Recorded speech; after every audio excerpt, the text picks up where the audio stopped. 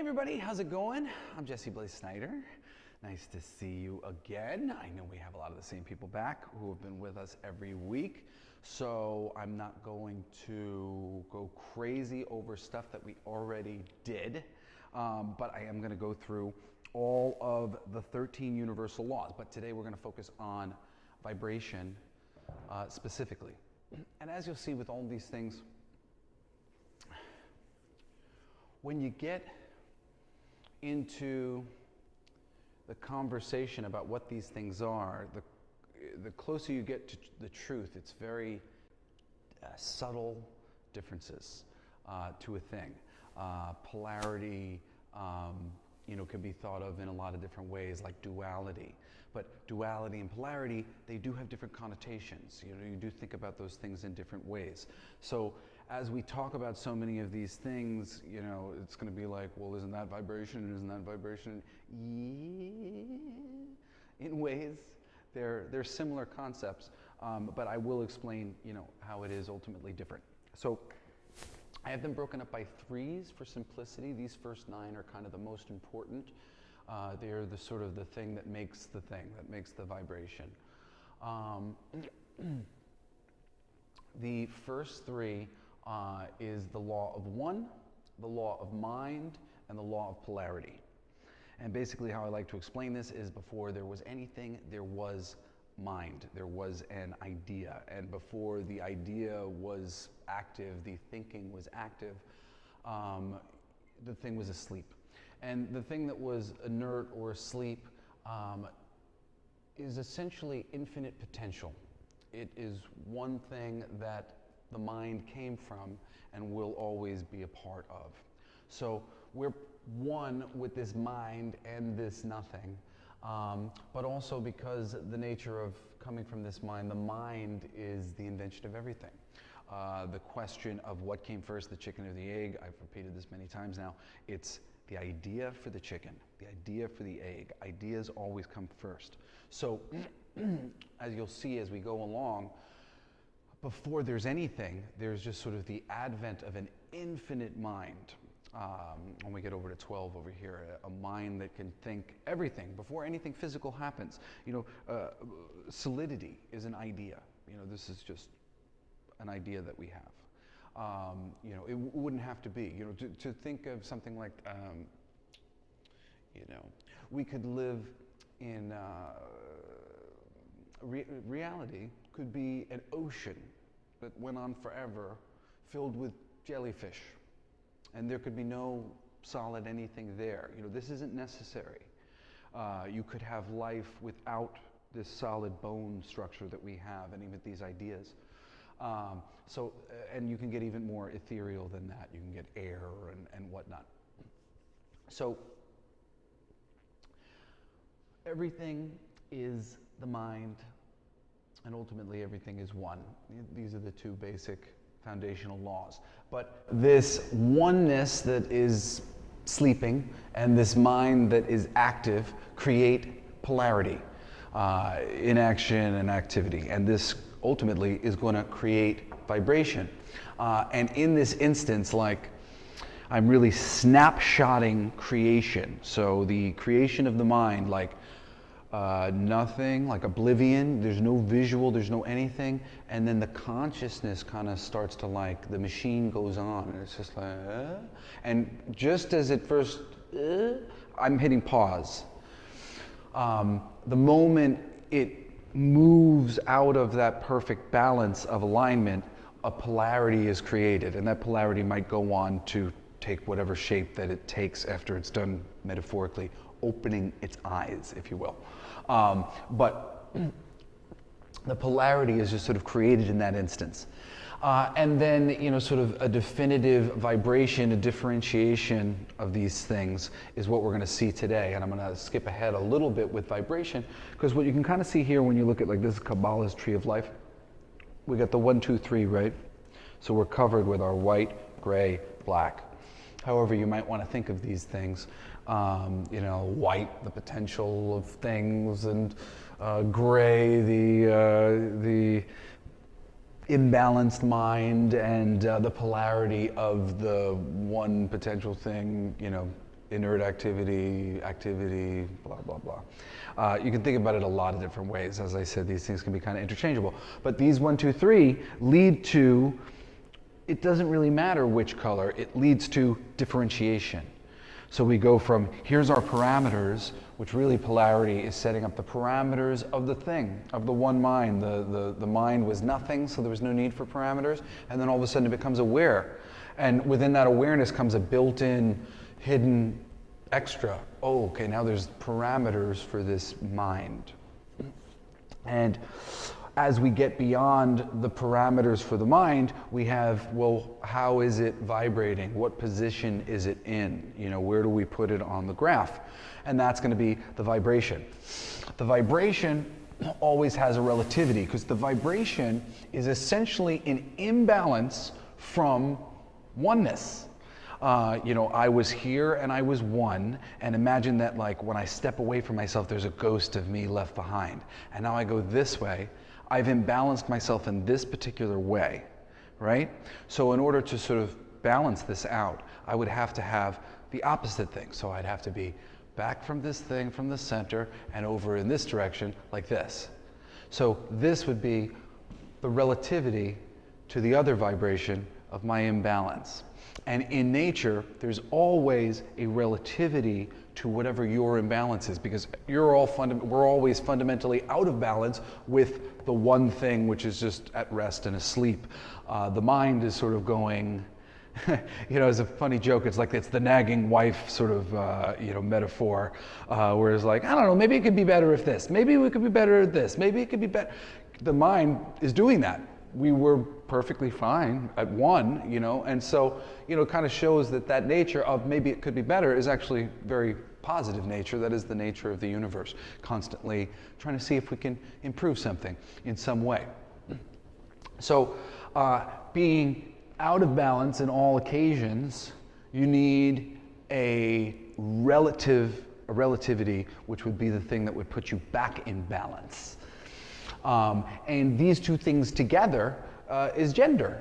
And people think of gender as, you know, male-female, but male-female is really a limited sort of thought about it. Gender is just, there's only these two vibrations. There's the vibration in one direction, and, you know, if we just kind of split it down the middle with this polarity, and then there's the vibration in the opposite direction. So you're trying to match this. In reality, this vibration is all over the map. There's all sorts of degrees of it, and we'll see, you know, like, you know, there's a lot of different places you can show up on that horoscope map or whatever it is you want to look at it. And you're going to be looking for somebody, if we're looking at this, I'm over here, I need somebody on this side of the thing, you know, because they're the relativity, they're the balancing energy to me. So there's vibration, there's relativity, and then there's gender, and gender is just the balance of the two energies. Going into our next three, it's the perpetual transmutation of energy, which again I like to look at as the black stuff, you know, the nothing, oblivion. It is potential. It's where the mind came from. You know, from there came everything. So you could think of it as energy, but the energy is being stirred up by activity of, hey, let's try some things. Let's see what this feels like. Let's see what that feels like. Let's experience some thoughts. And again, this is all happening in a level of you close your eyes and you're thinking. That's it. Close your eyes and you're thinking. No physical anything. Perpetual transmutation of energy, close your eyes and you're thinking, cause and effect, and now this goes on. This is essentially the creation of, like, you know, right here you have the creation of the mind, and then here you have the differentiation of the possibilities of the mind and what it would take to balance the mind again, to get it back to this.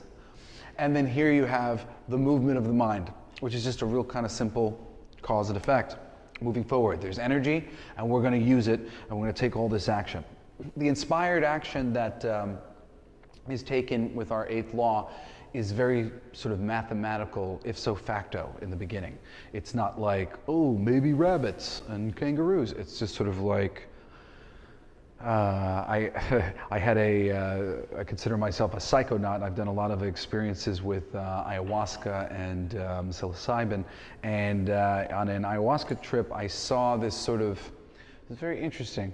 It was like if you could imagine a point in a sealed bag, a plastic bag, and it was like a baby. It was sort of pushing out and feeling, just sort of getting a sense of shape and different shapes that it could make. And I kind of saw them over and over and over again in rows. And the one thing that I was able to note about it before it moved on to another thing was how they were sort of growing more and more complex as this thing was happening. It was sort of like, it was interesting. I guess no limitation or whatever. It was sort of like rolling in on itself and trying a lot of different things. Kind of like what you would do when you were doing yoga and you're sitting there and you're stretching yourself out this way and then stretching yourself out that way. And this was said to me as the beginning of this consciousness kind of feeling and making different shapes for itself, different vibrations and different relativities that would relate to any choice that it would make in shape. This goes on like that for forever. These are the beginning rhythms, the 1, 2, 3, and the rest on to 9. And then these rhythms have correspondences. When you see something like, this is the Fibonacci sequence, and I had done something similar to this, where you just take a square, and this isn't the Fibonacci sequence, but you can just cut it in half and cut it in half, and you can end up like creating this infinite spiraling pattern that goes in. And eventually you'll come upon areas of that pattern that correspond with one another. See, we've gone around, we've been in each corner, and eventually we get to this place where we're kind of back where we were again. And that's correspondence. When you see music, written music, it'll be C, D, E, F, G, A, B, C, right? We're going up to the next octave. We're going to the corresponding thing. And now, within music, there's all sorts of octaves that we could get into. But in, say, colors, the next octave we can't see. Or the lower octave we can't see. We can only visibly see this spectrum of the light. And we can only hear certain spectrums as well. It does go higher and it does go lower than what we can, hear in music, even though we can see that correspondence.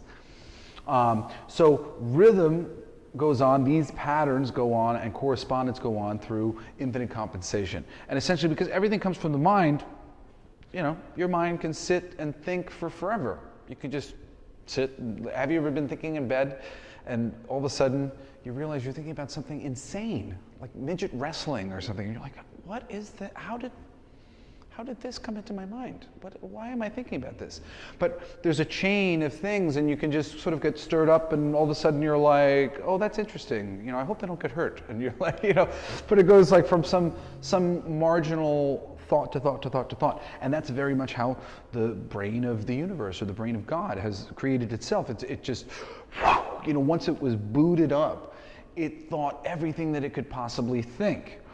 And then from that perspective of thinking up all the shapes and all the patterns and everything that could possibly be, creation, an actual physical creation, comes about.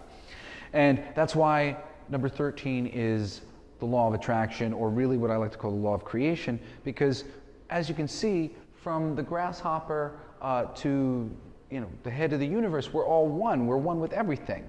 And we've talked about this in terms of reincarnation and whatever else. The reincarnation is a little misleading, because you're thinking about, oh, well, what was my past life and what past life? Your past life's every past life that there is.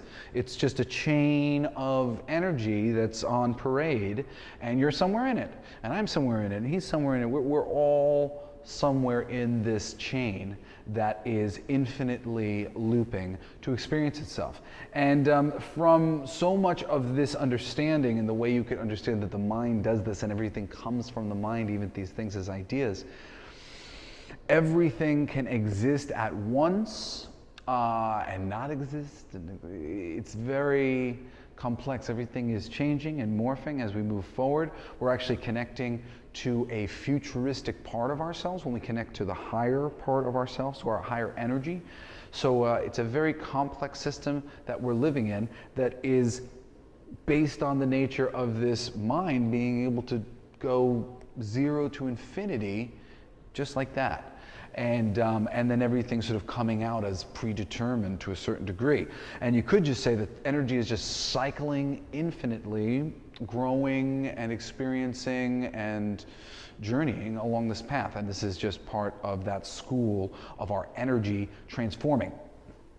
So what I want to say about the law of attraction or creation is that basically what we're talking about here, and we're going to talk about this more later with vibration, is that creating a thing is to pull it forth from your inner universe, because there's a small part of you that is the creation that is making up every molecule in this room and every part of the universe. And you have to connect to that part of you that is the creation on the inside to pull forth the things. And by that I mean you must vibrate in a lot of different ways in accordance with knowing that anything that you want to have can be yours, that there's nothing standing in your way other than you in a lot of ways. Sometimes, and this is some conversations for other classes, but we make deals in our, as we reincarnate sometimes, to make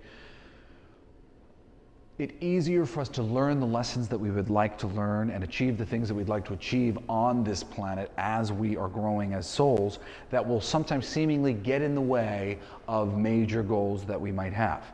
So it can seem like, hey, it's not so easy there. Yeah, it's not so easy because we've subtly agreed to, forego a thing or two, maybe just for a moment. But I always like to say that you can be rich and famous and learn all of the hard lessons in life. So it has nothing to do with what your status is like, and to think that, oh, I can't have money because I haven't grown spiritually enough or something. That's nonsense. There's plenty of people who have money who haven't grown spiritually at all, but they are growing spiritually despite the fact that they might be in a situation where they have money. So the idea that you can't attract and have anything that you want is really just a complete misnomer, and you just have to line up with that energy, and we're going to talk a little bit more about that later. That is the intro to the universal laws. Do I have any questions that I can answer about those? You guys feel good? Okay. And Michael, let me know if anything comes in from me. Everybody's just kind of confirming how the audio is sounding good. Okay, cool. Jesse's hitting his stride. Supporting noise. Okay. So Albert Einstein and Tesla were in agreement. I forget what Einstein said, but Tesla said something to the effect of the key to understanding the universe is energy, frequency, and vibration, which is what we're going to be talking about today.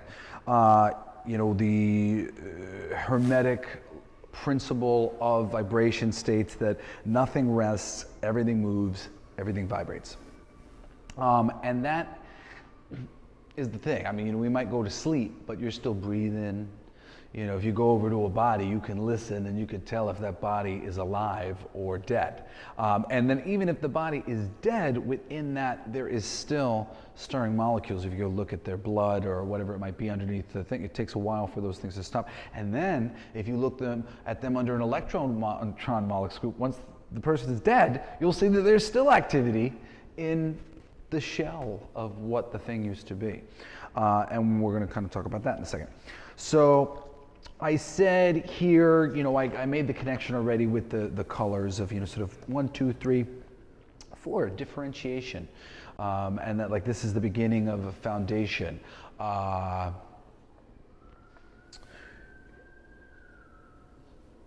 In life, so often people ask, so I don't know if police, I hope everybody's okay. As me and my little children like to say. That's what we say when the ambulance drives by. We go, hope everybody's okay.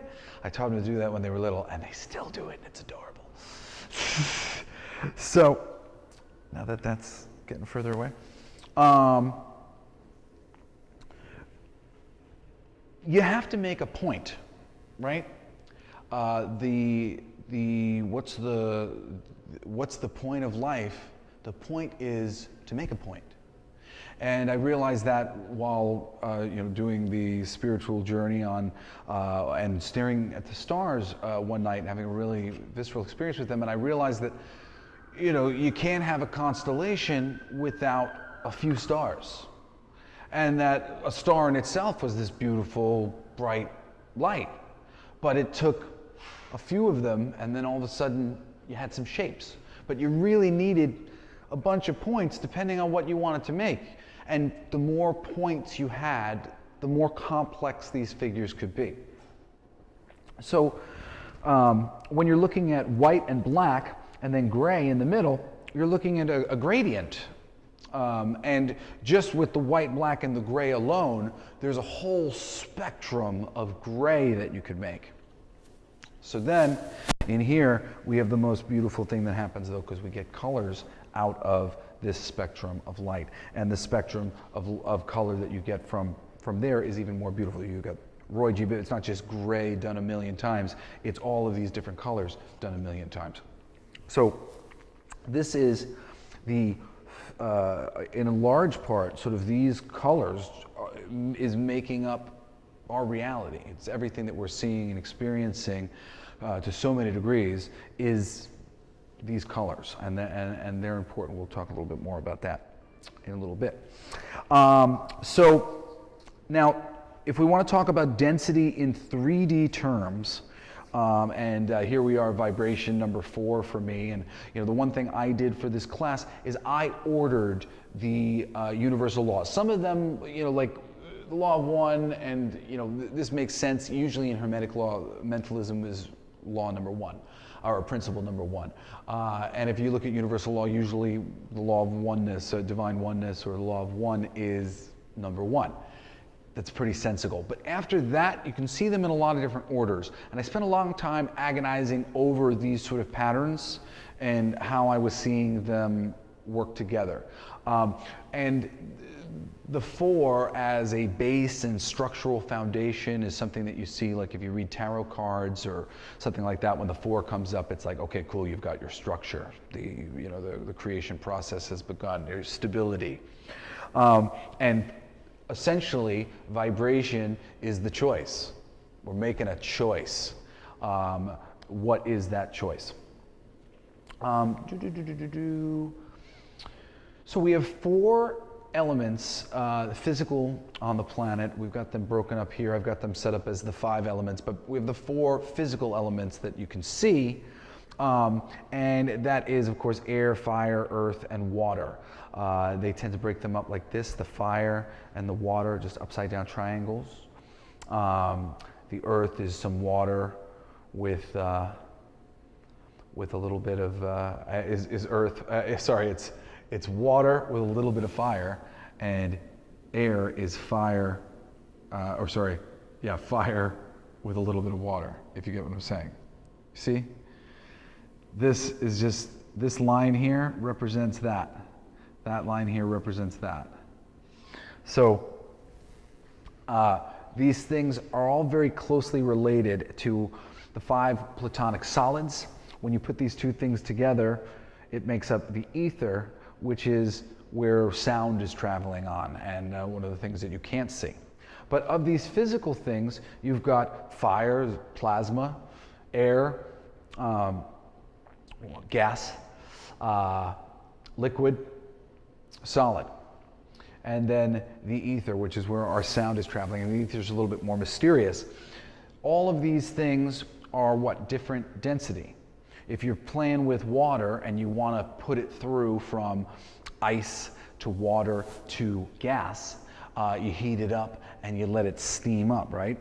So what happens when you do that is everything just starts separating, and the molecules get further and further and further and further apart.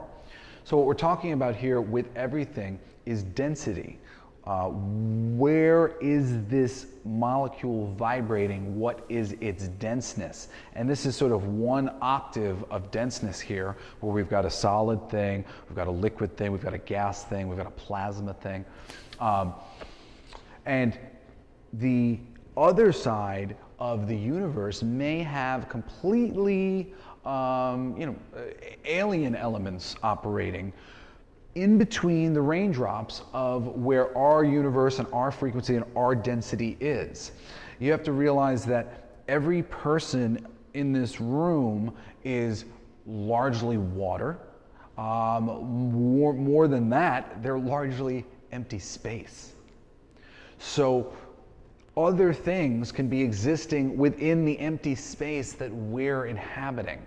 And because of the nature of the way we sort of are projected from our bodies and tune into our reality in so many ways by being able to hear only within a certain frequency, only see within a certain frequency, we could be operating as a soul energetically, and we probably are, just from the same place as everybody else, overlapping on each other, but just tuning in to the specific frequency of me seeing you guys right here, me seeing you guys right here, just that. This is where I've tuned in.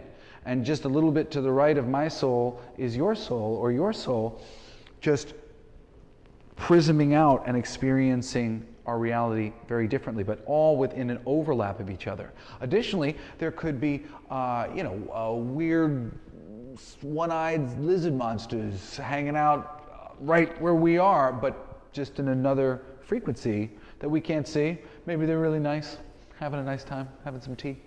But because the molecules that we have here are mostly empty space, their reality could exist as well, side by side with it. We might not even notice. Yes? I have a question. Okay. Is everything actually vibrating? How do we match the vibration of the reality we want to create for ourselves? Well, I'm going to show you guys how to do that in a little bit. It's going to be the crescendo to it all, but really understanding how all this stuff works will get you there really well. So that is, let's see, density in ethereal terms. Energy interacts with the earth but vibrates out of sight.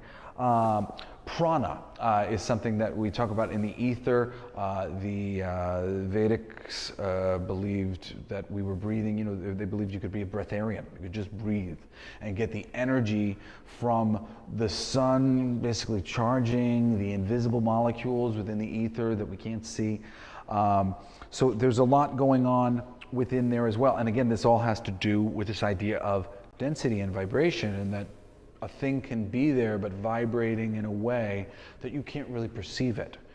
And this really kind of goes for everything. Everything is vibrating infinitely on top of one another, but you perceive what you perceive. You tune in to where you're at in so many ways, and you end up creating your universe in many, many ways. And it may not seem like that because you kind of fall into it. You're like, oh, all this was already here before me. But you have way more shaping of it and continuing where the energy is going than you would imagine. And once you start to realize, oh, I can shape this more and I can control this, that's when you can really take your power back. Okay, so okay, moving on. Why are crystals powerful tools? Guesses? Why are crystals powerful tools? They hold vibration, that's right. The crystals are not only holding vibration, but is a crystal like you or I? If I say something around a crystal, is its feelings going to get hurt, and all of a sudden its vibe going to get really low, and it's going to be like, oh man, he's right. I am a loser.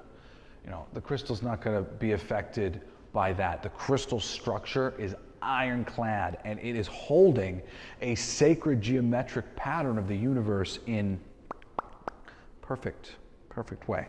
And that energy can be utilized. The energy affects us as the moon affects us, and the stars, as things move and we move celestially, it affects our bodies. You've got a little rock in your pocket and it has a certain amount of structural energy to it. It's going to affect yours. If you've got an energetic block that matches with their energy, that block's going to start hitting up against the energy of your rock and hopefully stir up whatever it is that's holding you back. So that's one of the reasons why. Also, crystals are silicate based. They can be programmed with information. This is what computer programmers, they're learning more and more. They're really not taking advantage of of crystals as much as they can. There's a lot of information that can be put on crystals and crystal drives, and in the future, that's something that I think will be used. It's purported that the crystal skulls that were used in ancient time may have been used to program the ancestral memory of the tribe with the memories of elders who were about to pass away, and they would do ceremony to program the memories in the crystal, which is pretty incredible considering what we now know about crystals, and at least on a lot of levels we know that can be done. So very, very interesting notion. Let's see.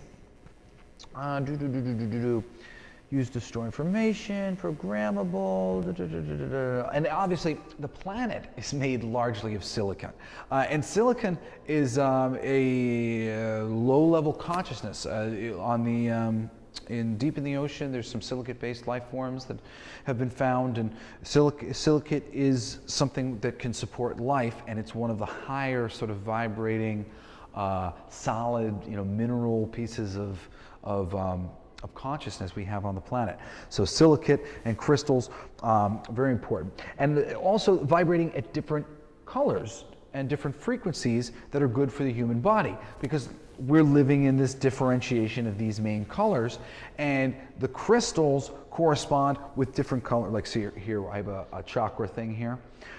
Usually you go down from the bottom and we go Roy G. Biv up. And different crystals will correspond energetically with the different areas of the body. And you could also do this, it doesn't have to be just crystals. What do most animals eat? Grass. And the green is the most balancing of the colors, the center, Roy G. Biv. This one is the heart, for the heart chakra. I think they tend to eat different colors when they're not feeling good. Oh, we need some tomatoes. Oh, we need something red. We need something orange. We need something for our solar plexus. And you can sort of match the different areas. Like, the different areas correspond. Like, in your root chakra, you've got your sex glands. And your second, you've got your or testes and ovaries. You got your adrenals in your third, your pancreas in your fourth. I went, what is it? Sorry, I got out of my numbers. Is it cut off? Let's see, 7, 6, 5, 4, 3, 2, 1. Okay, so I'm just confused. Oh, this is what's confusing me. All right, so 1, sex glands, 2, adrenals, 3, pancreas, 4, heart, 5, thymus, 6, thyroid, or actually, no, wait, one of those. I'm so sorry. Reading this chart sideways is just killing me. You got to pull one of these up. But these are associated meridians with your gland systems. And this isn't something I've studied as much as I would like to. I just understand that you have a lot of different systems in your body that are letting out different hormones and whatnot to govern how you age and how you produce children and things like that. And a long time ago, when I read about the Tibetan monks who were the ones like from the Fountain of Youth, some of what was brought back was a system of yoga where you would spin. And the whole point of the spinning was that they believe that all of these meridians are spinning, they're vibrating at a certain thing. And when you're born, they're vibrating evenly. And as you age, they begin to vibrate incorrectly, no longer locking step with how they should. And now all of a sudden you're not producing the collagen under your skin anymore in the commensurate rate with time, because your timing system of all of these glands, the pineal, the pituitary and hypothalamus, the thyroid, the thymus, the heart, all these things start to get out of whack. So getting yourself in whack is often really helped by one, doing inner work, going within, trying to figure out energetically what idea is messing you up. And I'm going to talk about that in a second. But outwardly, you can seek out the color of the chakra that you're trying to unblock. And sometimes through meditation, you can actually feel, like I felt pretty clearly that I had a blockage in my throat.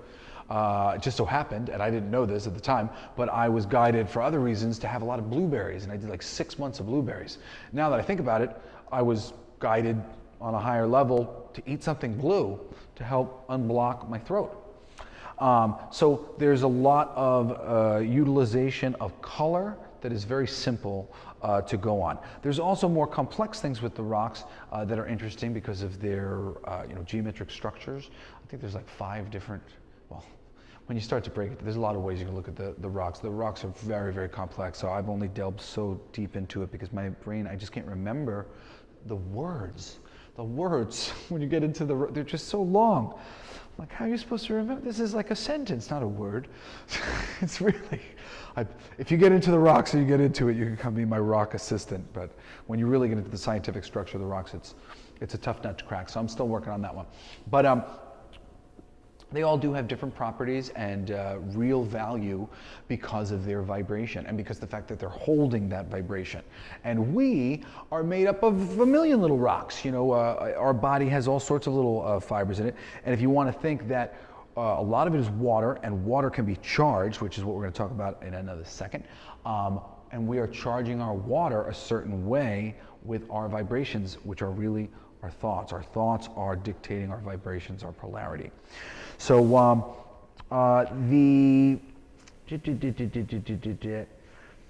talk about that real quick. Okay, so some just simple guides with this system here to think about your chakra system and the energy and what this stuff kind of means in simple terms. And if you look this up, you're going to find a lot of different interpretations of this. Different cultures have different interpretations of it, and the different people have kind of picked it up and whatever. This is me leaning into certain things, as I'm like, that's fair enough, but there are other ways to look at them. And you might, as you're looking at it, if you go, oh, it's kind of like this, you're probably right. It is probably like that. All these things have a lot of parallels, a lot of correspondences. It's all rhythms. When you start to see that, how rhythmic it is and how simple the patterning really is, because you don't have to be a mathematician. Know 1 through 9 and you're really set. If you can get up to 12 is like some of these rhythmic patterns, you just see so much. 13 ends up just being kind of that octave thing where we start on the C, we end on the C. So really the pattern of the 12 is the one to study. And it's interesting because you can see this, it only goes up to 10 when you do the Kabbalah. And I was like, why is that? Why does it only go up to 10? How does it stop there? And then when you go into like tarot cards and stuff like that, it only goes up to 10. And then you got your kings and your queens and your jacks and whatever. They've got 4 of them in the tarots. So representing the 4 directions, no longer representing numbers. We're not going up to 14. There's no significance for that. But what you see is this is 10 where we get over to rhythm. Okay, now we got a rhythm. Now let's do it more. And the correspondence you will see in your tarot card reading or playing cards. Correspondences come up through the repetition of these. And 10 and 1 actually really operate in like a tarot deck as the same. A new beginning in kind of different ways. Same but different. And you don't need the infinite compensation essentially because it's assumed.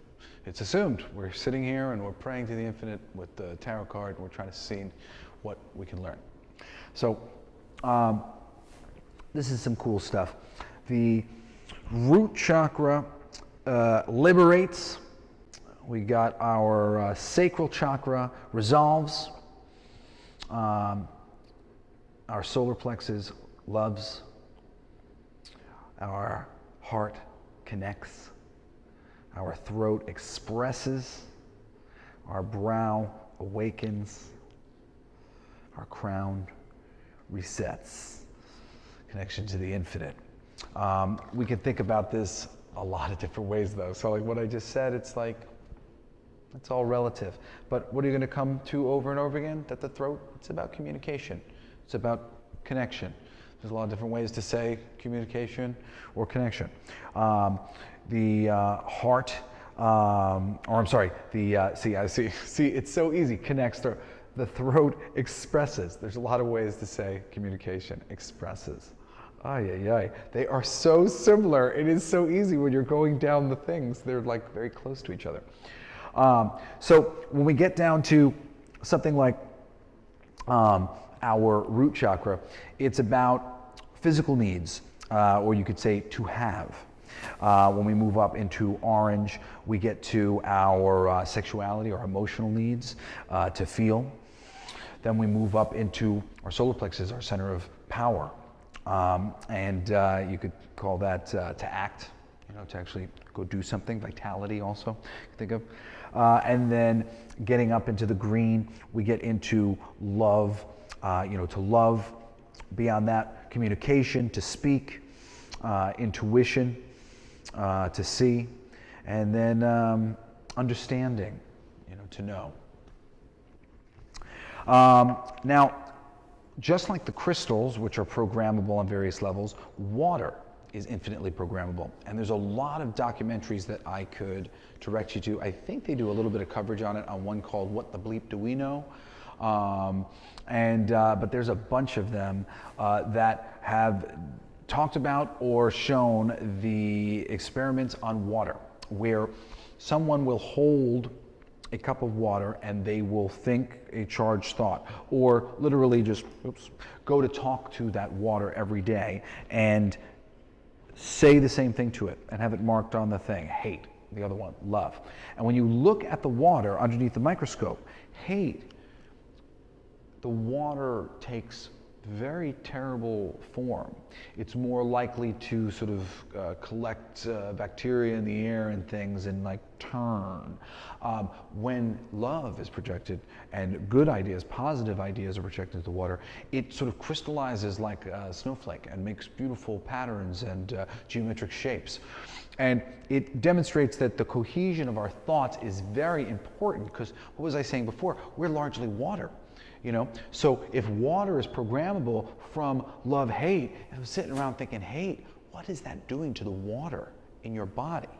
And how is that affecting your health? I can only imagine it's not really helping you out. Love. Love.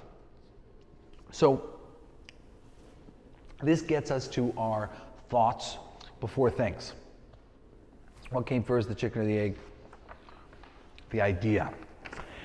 Now, we want to match frequency with what we want to attract. And we're going to do this in a few different ways. Now, the thing to understand is it's the feeling that is important.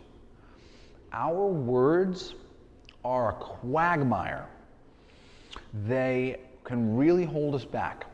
Because, as we talked about last week with polarization, we've got a thing over here that says slow and fast, and then we've got 1,000,000 degrees in between.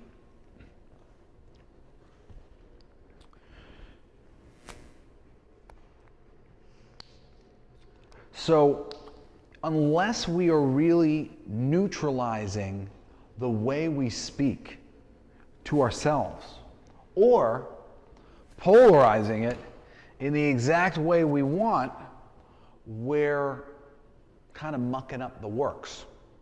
So when I say feeling is the secret, if you can get around the talking to yourself about a thing, that is a huge help to actually manifesting what you want.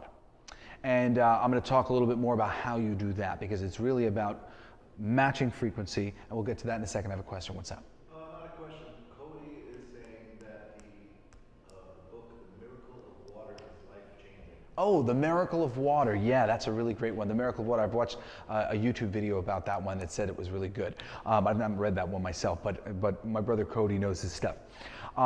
So, like I said, within this polarity of speaking about anything, we're always usually talking about one thing in various degrees. You know, if we're talking about fast and slow, we're talking about speed.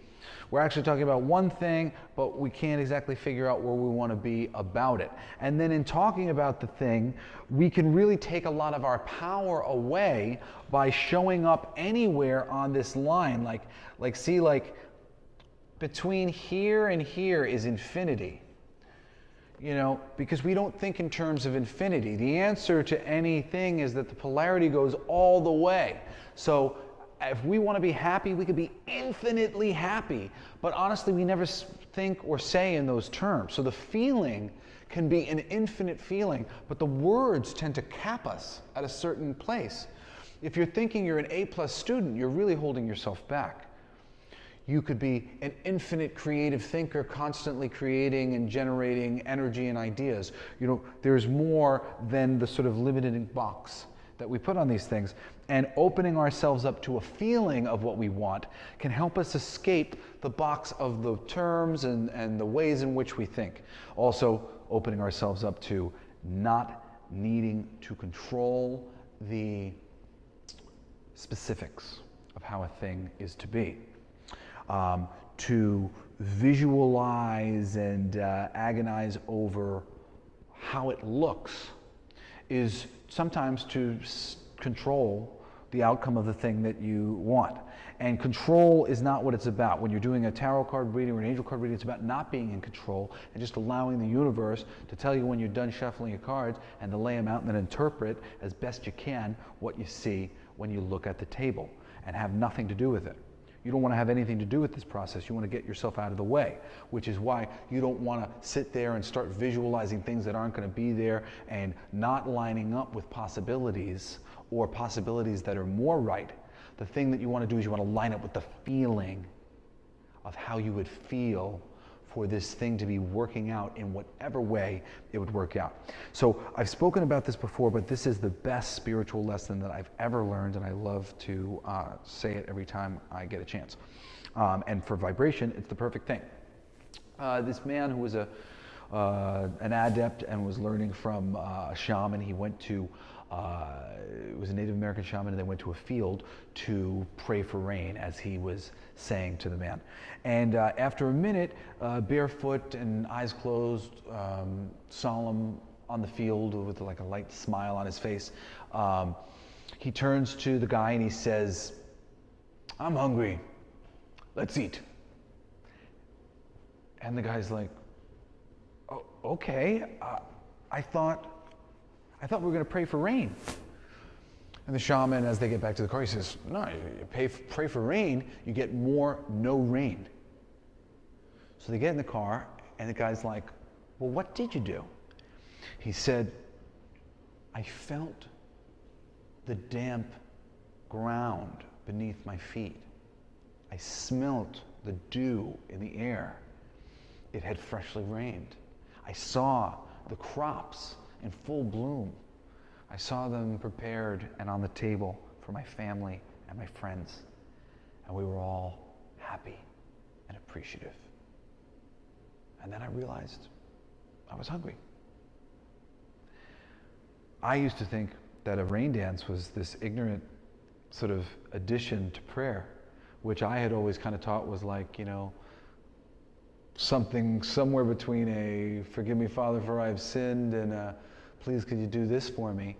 And what the Native Americans have actually been doing this whole time is celebrating the gift that they have already given to themselves, because they are one and there's no reason why they shouldn't have anything that they can't pull forth from their mind. And being grateful, lining up with the appreciation that comes from that present, that gift. So the biggest thing that you can do to attract, to create whatever you want, is to line up with the frequency of having it by feeling what it would feel like, trying to imagine, being like a child who imagines having a thing, just willy-nilly, silly. It doesn't matter how you get it. For a minute, while I was meditating over this lesson as I was learning it many years ago now, I remember I was agonizing about money, and I said something to my spirits, and I was like, but this avenue's closed, and that avenue's closed, and that avenue's closed. And for a second, I said something like, it was like money doesn't just fall out of the sky. And they kind of gave me this inspiration, this little flash of how money could fall out of the sky. And that, there was this crazy drug deal that was going on, and they were transporting money across the United States, and something went crazy, and the guy had to bail out of the plane because the engine went, and he accidentally opened up the back door, and there was money flying out of the doors and raining money all over the land. It could happen. I never thought that something like that could possibly happen. But I did some really great magic for myself there by thinking that. And I'm a pretty practical guy, so I don't necessarily think, it's very likely to happen. But just by making it possible, demonstrating a wrinkle in my mind that something like that could happen, I opened myself up to a place of faith about how things could happen that I'm not entertaining right now. And shortly after I did that, I actually had a wonderful experience happen to me that I really feel I attracted into my life.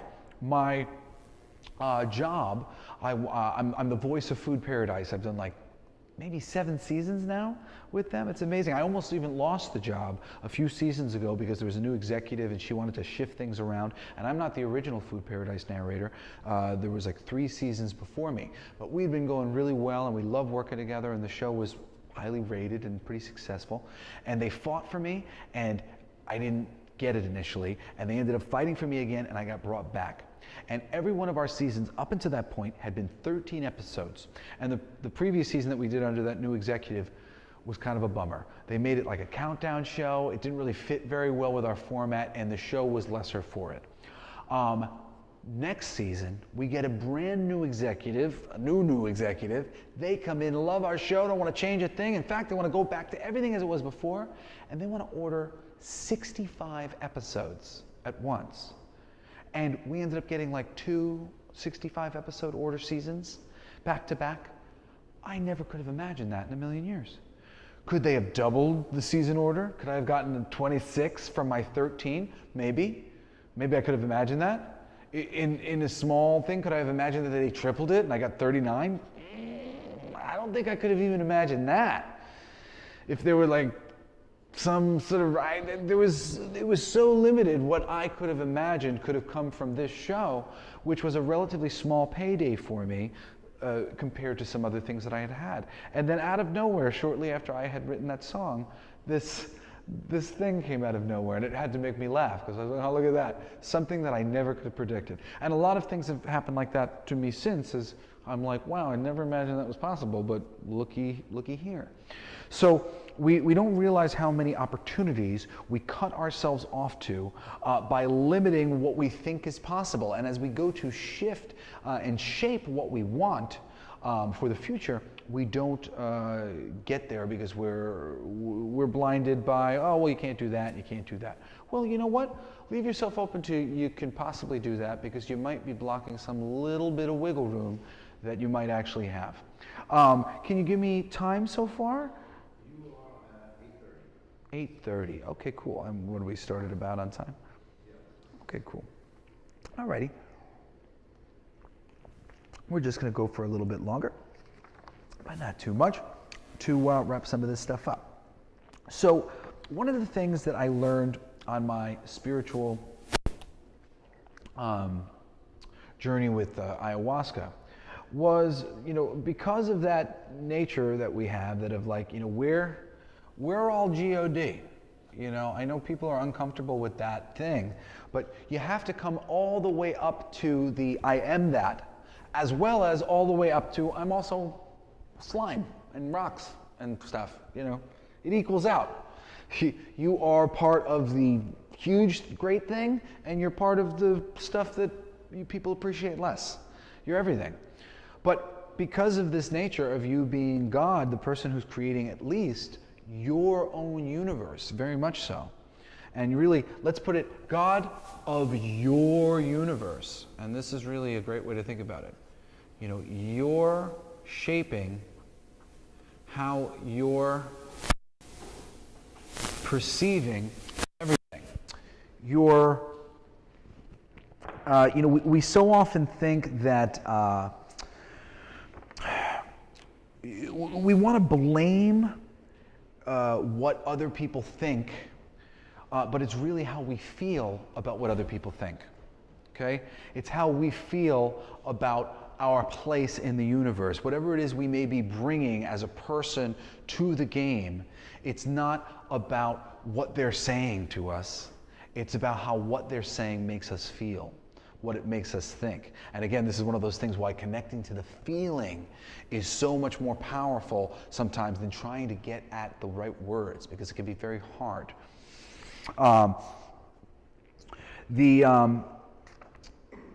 The path here of you being the God of your own universe is actually just sort of straight ahead to everything you want. Now, it doesn't seem that way. You want. Because this path to everything you want is lined with, let's call them, speed bumps. But, the speed bump for you might be public speaking. Uh-oh, I can't do that. On the other side is being the president. But, speed bump, public speaking. I'm going to pull right into this Arby's and get myself a job there instead. Everybody is on a path of exactly what they want. There is no good or bad. The polarity is just the choices of God. And God is making bad choices. He's all over the place. And he's trying to bring himself back to a state of balance. But ultimately, it's the having bad experiences as part of the chain of God's consciousness that makes these speed bumps scary to us, whatever they may be. It's like, I want to be Indiana Jones, but I don't like snakes and I don't like rats. And I've seen these movies. You go into the tomb, you're going to find some. That's the barrier that stops you from getting to the thing. In reality, the person who wants to be Indiana Jones and wants to go explore those things, they are free to do that. It's right there for them to do. But really, what gets in the way are these very specific blockages that are specific to you. And they're there for you to wrestle them to the ground and get over them. I mean, really, to hop over them. If you can just kind of go, hey, look, it looks scary, but I'm making that leap of faith like Indiana Jones in The Last Crusade, where he puts his leg out and he just pop onto that invisible plank. The road is there. It just seems like I'm going to die. I'm going to die if I go down that road. But what you want is on the other side. And that tends to be sort of the journey. It's very cool. My brother Cody, who's chiming in, I remember I was reading this wonderful book on horoscopes written by the Mayans, and I was just kind of fascinated by it because their calendar ended, and there were some interesting things about the Mayans. And I didn't end up getting through all of the people in my family, but I got to Cody, and it blew my mind because it described him perfectly at the time when he was younger, where he felt like he was viewed as being a little bit like accident prone or something, like calamity was following him, or whatever, that he was always having trouble, getting into trouble or whatever. And it basically described that this person may seem like they're a little bit more trouble and getting into a little bit more trouble, but in reality, they've taken on a more difficult spiritual path, a path with more of these bumps, so that they could grow faster. God bless you. So that they could grow faster than the people around them. And at the time, I was beginning to channel, and I've only spoken about this a little bit, but I communicate with the other side here or there, and I got into a meditation on the plane, and I talked to my grandmother, and I said, is this true, what it says in this thing about Cody taking on more adversity so he would grow faster? And they said, yes.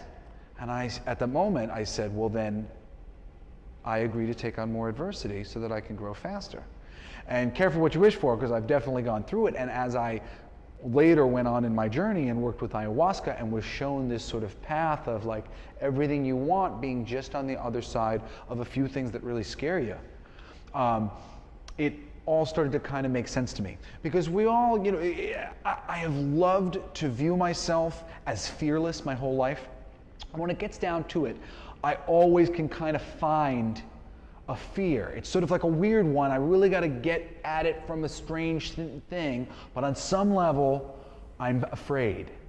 And we all have those little bits of thing where we're doubting or we just stop thinking about that thing because ultimately it comes down to we're a little afraid to get there. We're afraid of the things that we're going to have to walk through. You know, for me, one of the biggest things for my success, because I'm an artist, I make music and I make comic books, and I've always been really terrified of putting myself out there as like a salesman, selling myself as a creative person. Like to say something confidently, like I think a lot of times I probably do it way too hard because I'm so uncomfortable with doing it. I'm like, yeah, I'm really good. You know, I rush in there and I'm trying to overcompensate because for me, it's that, hey, you should hire me. I'm gonna do a great job. For me, I just get to this place of like, who am I, and you know, why shouldn't it be their choice, and I shouldn't be forcing myself on them, and this is my hurdle. This is my fear that stops me from getting to everything I want. And now, as I try to get everything I want, I have to walk through those things and talk to people that I've never met before, and have conversations that sometimes make me uncomfortable. But those are the things that I need to do. So really, when it comes to all this stuff, the main thing that I want to hit on to wrap it all up is the necessity of faith and belief, okay? Faith, belief is not stupid. It's the smartest thing you can do for yourself, to fervently believe anything positive. If there is a moment where you see a bird and you're like, because I see that bird, I'm going to have good luck today, go with that. Don't feel stupid ever for taking a path of least resistance to peace of mind about anything, because it is from the place of peace of mind where you can actually attract and create the right things, where you can have that gratitude. When you're not in that place of peace of mind, it's very difficult to manifest an attitude of gratitude, to feel that so viscerally when you're really feeling down. So what you really got to do is you got to use that, oh, bluebird. I love a bluebird. I always feel lucky when I see the bluebird. And you go, here's my excuse to feel so grateful for my life and my health and whatever it is that you're trying to pull in, affirm, and line up with. Utilize like a crutch any positive attitude that you have about the world. It was very, very, very funny. One of my most interesting experiences, but it was very, very telling, was about when I was, and this goes down to the words, you know, how tricky words are because they all have resonance behind them. And I wanted to say this before, with the resonance of the words, it's even more than just the meaning. It's how the words mean to you and how the words ring. The predominant vibration of a word. So how many times have you heard the word Democrat? What did it sound like when you heard it? Did they say it like Democrat? Or did they say it like Democrat? That resonance of that word, that vibration of what you think in your mind, your energetic mind about it when it shows up, that is one of the huge reasons why it is very difficult sometimes to program yourself. And you know, I'm gonna swear right now for anybody who doesn't like that. But you know, the word fuck, the reason why people like it so much is it's infinitely programmable. It can be anything. It can be a whole range. It can be this whole circle of things. We can be like, fuck. We can be like, fuck. You know, and any range in between. And we've noticed that about the word, so we've come to kind of like it because of that reason. But there's a lot of words like that. In fact, any of the words can be like that. I can say, I love you, and I mean I hate you. And you've occasionally thought that or done that, like, you know, as you try to reconcile with your mother in a moment or whatever, and you're like, I love you, your head, but like you feel the other thing, you know, like as you're reconciling with emotions, those polarity of the emotion, because what is it really? It is, how do I feel, not love or hate. You know, there's They're the same thing. And where are you polarizing in a moment? You might be polarizing in that place of dark feelings. So matching the vibration of the words being as important as it is, Mother Ayahuasca, the spirit of the ayahuasca plant, she knitted together this song that looped in my brain over and over again, that ultimately kind of taught me about the importance of the resonance of the words, because I couldn't figure out what the hell she was playing. It was making me feel great. I felt wonderful running around. I was having such a positive experience. It was actually like a DMT ceremony, and so it was a little bit different than some of my other ayahuasca experiences. And I was just really up and into it. But I ended up taking myself out of it because I needed to analyze this song. And what I realized the song was made up of was some words that I had had positive, light, and kind of flowery associations with. And one of the bits was my grandmother with me on her lap going, ooh, as she pushed me through her knee. My family, they love to do that with the babies. They would always go bum, bum, bum, bum, bum, bum, woo! And it wasn't the bum, so I didn't recognize it initially. It was just the woo, the noise that she would make. And that noise for me was so relaxing. It brought me back to being a child. It resonated so freeing with me. And then there was another word like pussy willow or something like that, which I guess was some word that had never been tainted by anything else. And I'd heard it and went, that's kind of a nice word, or whatever it was. And there was just, these were the words that I had the least amount of resistance to and the most amount of energy in. And most of them were not even words, they were just noises. And I couldn't figure out what they were. So it actually goes to show when I do meditation, I like to have people walk through doing and you'd be surprised, those noises, you know, you make them occasionally to try to get yourself out of your funk when your energy is a little weird. It'll work if you just consciously do it when you're feeling a little groggy. You can just put yourself into that state of mind through that energy. So very much so, the energy of what we're doing, connecting to that thing, and also connecting to a place where we feel gratitude. You know, what is the place where you feel your most appreciation? If you can bring that up and get yourself going, feeling appreciative, and then try to think about the things that you want to bring in, you know, and the feeling that it would bring you to have some semblance of that in your reality. That is really exactly what you want. And that's the magic to line up with that. All right, so I think that's it for our class today. I wanted to say, mention the peace and experience, yeah. Next week we're going to be doing relativity with a focus on a bunch of other cool stuff and associating with that. And I talked a little bit about the cards and the tarot. You know, our last little bonus thing with this being number 4 is that if you go to tarot, and I said this earlier, but you'll find out that this is structure, the beginning of making a point overall for the thing, and that the medicine wheel and the tarot card and the horoscope wheel, which all break down to kind of whether it's 12 or whatever else, it ends up being just these 4 sort of cardinal directions. And that's ultimately what we're talking about today, the 4 different configurations of people and their personalities. And I ended the class last week by saying some version of this as well. We're in this time of great polarity, and we have to try to remove ourselves from it. We've got, you know, north or south, which, you know, we can polarize positive, negative, whatever. And our journey of wisdom is to try to get ourselves to this piece of balance, you know, which you can also think about as the ether, you know, that 5th thing that we're talking about where the sound's falling on, you know, outside of the directions, the direction above.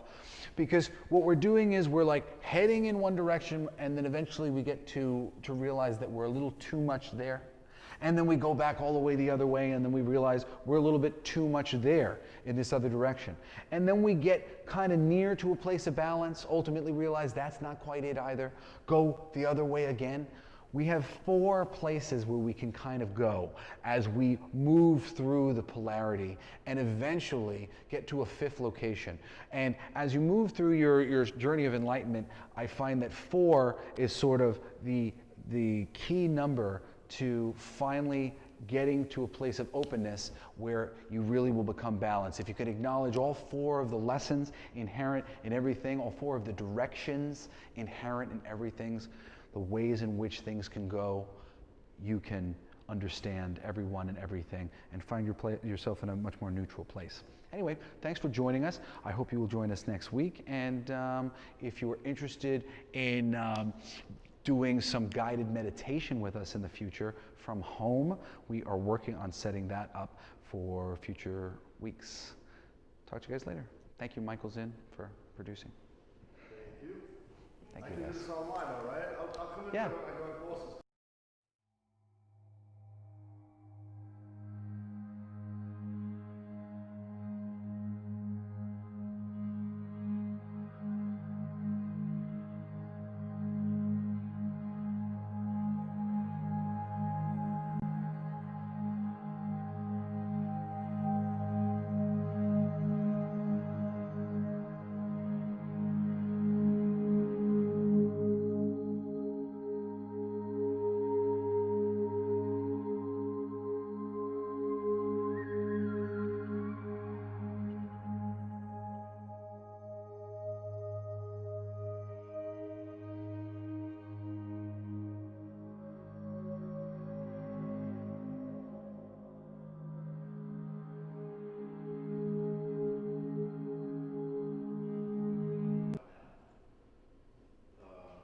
So you have.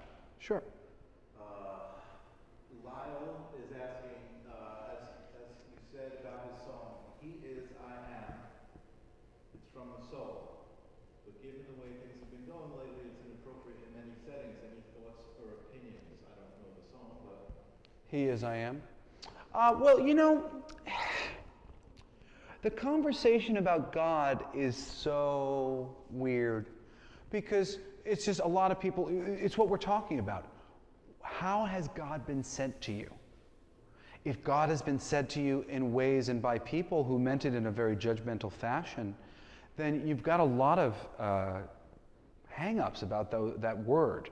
I always had some amount of like sentimental enjoyment of like certain biblical words. The Lord I really liked, and God, like, you know, some ways that those things were said, I keyed into a positive nature about them. So I don't mind using them as I've come to this understanding. But a lot of people, when you say God, and this is why you'll always hear me usually say kind of God or the universe, or I used to say the cosmic fish tank to myself before I liked using God even in my own brain. But I do believe in God, because God is just a governing consciousness, okay? So my journey to God came about from Native American beliefs. When I started to realize that I was talking to spirits, it was a weird journey, but I guess I can tell this story real quick. Long story short, I got turned on to getting my aura read because a free aura reading got given to me when I was in Sedona by a very major aura reader who goes all around the world. Her mother met me and was like, my daughter's got to read your aura. And I was, you know, I didn't believe in that stuff at all at the time, at all. But I was a nice person, you know, so I wasn't trying to disrespect her. And I said, oh, sure, you know, okay, that'd be lovely, you know. And when I got this aura reading, I was blown away because it was really accurate. And it was really accurate for the moment. I had been really depressed. It was, I don't know if it was after Rock the Cradle, maybe. But I didn't know what to do with myself at the time. I didn't really have things going with my band, like in a way that I was trying to transform my life a little bit. And I was definitely in a very weird place. And my aura was all green. And I ended up writing a song years later called Green that I did not know was about my own depression. I was writing about Hulk. I was writing about the Hulk. And green was like our short form metaphor about not being able to find inner peace. And like gradually I realized I had written a song that was absolutely about myself, about my depression. And my depression was captured on film by the Curlian photography, which saw my aura, which looked like this beautiful energetic smoke, and it was very green. And she gave me this reading, but then gave me a book. So it wasn't like she was like on the spot going, well, I think you're this and I think you're that. She had a book of what it meant, these colors in my aura, what it meant to have those colors. And it kind of blew me away. But at the time I was an atheist, so I didn't think much of it until eventually later. So eventually I started to kind of come around, and I was interested to get my aura read again, because I thought I had really turned things around for myself. And it was around the time where I got a tattoo on my arm that was my positive mental affirmation for myself, which was Coolest Man Alive, which was based on a Ernie from Sesame Street sketch that I had pitched to HBO when they were doing their thing, and kind of my view of the Fonz as being somebody who was there for other people, the coolest man alive. And I liked that, and I was feeling really good about myself at the time. And I wanted to get the aura reading to see if there was a difference. And a part of it was like, let's see, aura reading, can you be right twice? And there was definitely a big part of me that was doing it as a skeptical thing, because I was like, well, let me see about this. And when I got this reading, it was very strange, and I mean, it was very humbling. And you know, I don't say this with, you know, without humbleness to the idea that it might be true. But the lady said to me that my aura looked like some of the masters that she worked with, master healers and master monks and stuff, who she was doing talks with and whatever else in spiritual circles, that my aura looked like one of their auras, which was at the time very weird for me to hear, because I didn't believe anything like that. And that I had these major lights. She talked about my aura in other ways, but then she talked about that I had these big white lights on my left and my right, and that I had like 13 or like 10 to 12 or something like that, white lights above my head, and that these were my master guides, and that they were there and they were working with me.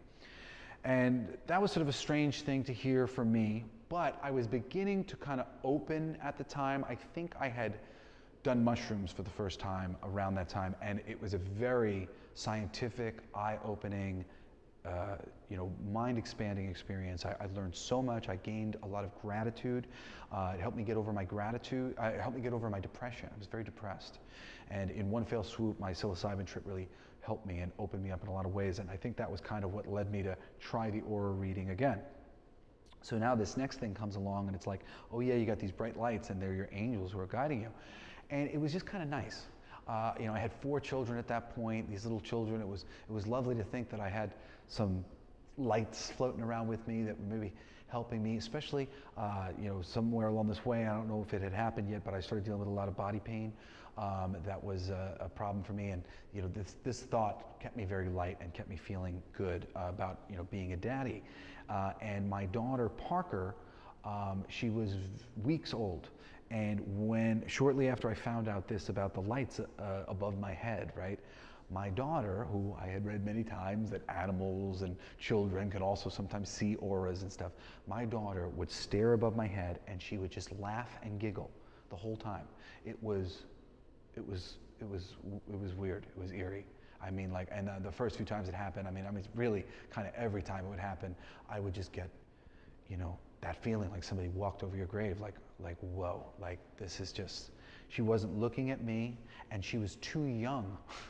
She was too young to be, she's not supposed to be at that age where she's responding to facial cues from her parents. I've had 4 other children, and she was so young, and she would just look above my head, and I would used to call my ex-wife into the room. I'd, Patty, you know, get in here. And Patty would come in, and I'd be, look at this, can you believe it? And I'd be sitting there going, come on, like, am I crazy, or is this happening right here?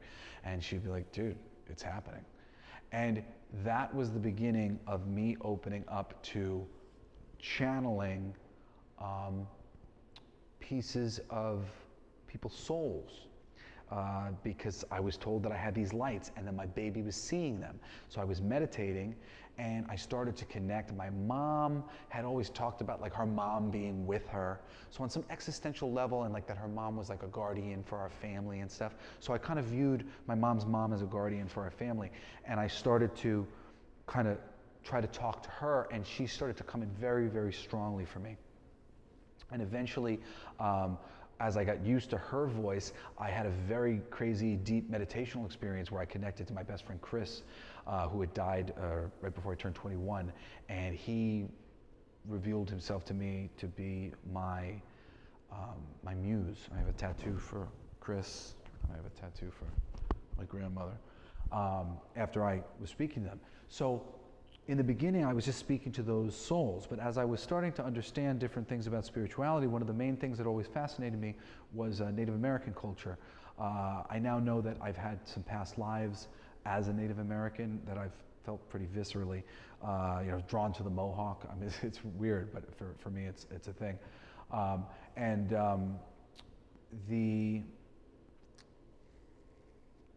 The lesson of the Native Americans was that there was sort of an oversoul to the spirit of any animal, like there was the soul of the birds that was governing all the birds. And that made sense to me as like a scientist, because I could see that there was an energetic field that was governing the birds when they were flying in a V.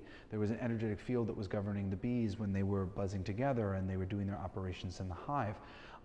And there's a great book called The Field that really shows the power of the field, and it was a very early book that me and my family, the Snider family, that book handed around through the Snider family very quick, and demonstrated the power of sort of this intention that makes up the field, this place where things spring from.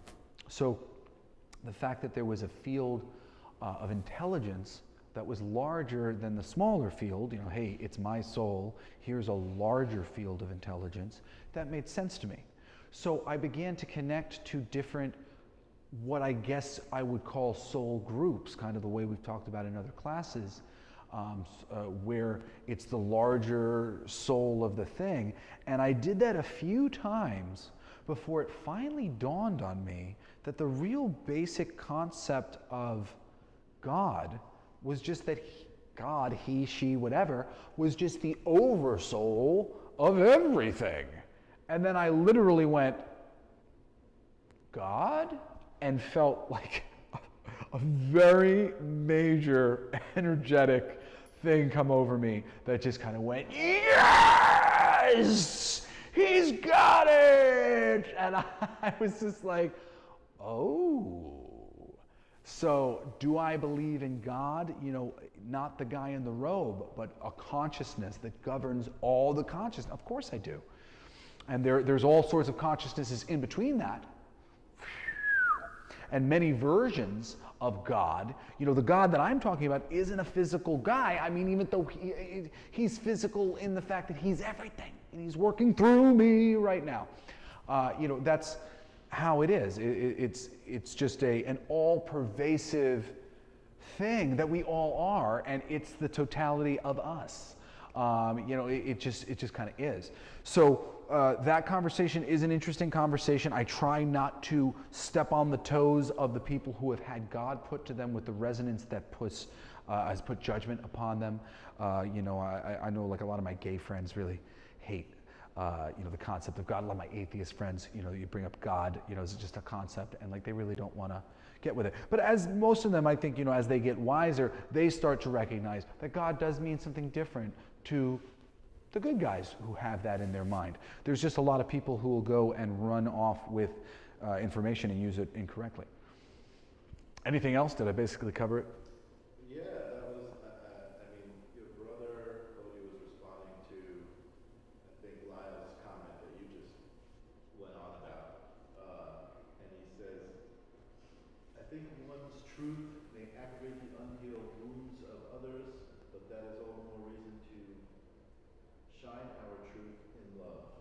Yeah, that's really the thing that you got to realize is that at the end of the day, and I wish I got to get another one for next week, but on a circle, if the middle of the circle is us in perfect balance, and north, south, east, west can just kind of be used as a degree thing, like, what degree are we? Where are we? If you broke this up into the horoscopes, there'd be 3 different little sections in each one to break it down to 12, and you could say, oh, well, I'm this horoscope, I'm polarized like this, I'm polarized like that, I'm polarized like this. Every single one of us is somewhere in this thing, polarized, not quite exactly perfect and in balance. You know, like nobody's in balance. You know, even the most harmonic Ra, you know, the being that channeled the raw material, he's not in balance. Balance is the one, it's the nothing. The moment we started thinking, the moment the brain started doing stuff, it became fundamentally out of balance. And so everything is fundamentally out of balance, and everybody is fundamentally out of balance. But the wonderful thing about being a conscious being is understanding this sort of basic thing. We can pull ourselves out of it into a place of neutrality that floats above it and observes the activity, but does not react to the activity in the same way, because we know that, oh, it's just a polarized thing going on, and we're just looking at it as the ebb and the flow of the thing, and not like, oh no, it's really scary, okay, it's gonna be, oh my God, you know. And sometimes that takes, like right now, I've been going through a process of lessening my joy buzzer a little bit, because being too polarized in the, I'm so excited, you know, like that energy can do the same damage that the negative energy can do. And it is about getting to that Goldilocks zone where we're like, just right. You know, that just right place where our perspective is not that, you know, Trump supporters are racists, you know, but that they, the majority of them are finding themselves aligned with some people that they wouldn't necessarily associate with themselves with on an issue like that, but happen to share some thoughts on other things that all of a sudden put them in a lineup. And to say that they're all racist is to be sitting there standing in judgment, but to try to be not so judgmental is to go, okay, well, it just so happens that unfortunately some of these ideas are going one-on-one with one another. But what we actually start to see from that is that many of our, what we ultimately want, freedom and control of our lives, you know, so that we can eke out our own existence, you know, that's what everybody's trying to do. You know, the leftist idea is sort of like, I'm being stopped from being able to live out my life the way I want to live out my life. And then the right side is kind of like, hey, don't stop me from living out my life the way I want to live out my life. They're really the same idea, but both sides, they want to live out their lives the way they want to live out their lives. And they're trying to get to that point. And they're arguing over about how we should get there. They're not, you know, neither side is really looking to string up the other side ultimately, even when we get silly and hyperbolic. But those conversations can transform, and things like that in the past, you know, revolutions are started with words. Words are powerful, and you can get people really stirred up. So it's important to try to peer from on top and see the balance within what's really going on and how alike everybody's agenda really is, and just it's the delivery of said conversation that is a problem. Cool? Yeah, man. I think you did a great job. A couple of people still saying here. You can say hello, goodbye. You got, thank you for joining me. Ray, you got Lyle. Oh, what up, Gabriel? Sorry, Gabriel. Gabriel lost his girlfriend a little bit ago. Sorry, Gabe, man. That's bummer news. Very sad to hear that. We just lost our matriarch here at Tranquility Within. The owner of the store passed away. Been fighting with cancer for a long time. And it's really sad because everybody over here is like, you know, varying degrees of healers, and we all thought we were going to be able to help to stop the, you know, her sickness in its tracks, I'm sure. And now we're all like, bummed out. What you gonna do? Well, thank you guys for joining me. You know, join me next week, and you know, to my friends who got links. You know, I've shared it with a few people. Let me know if you want to join with us again next week, and I'll make sure you get a link. And that's all. Love you guys. Thank you guys so much for joining me.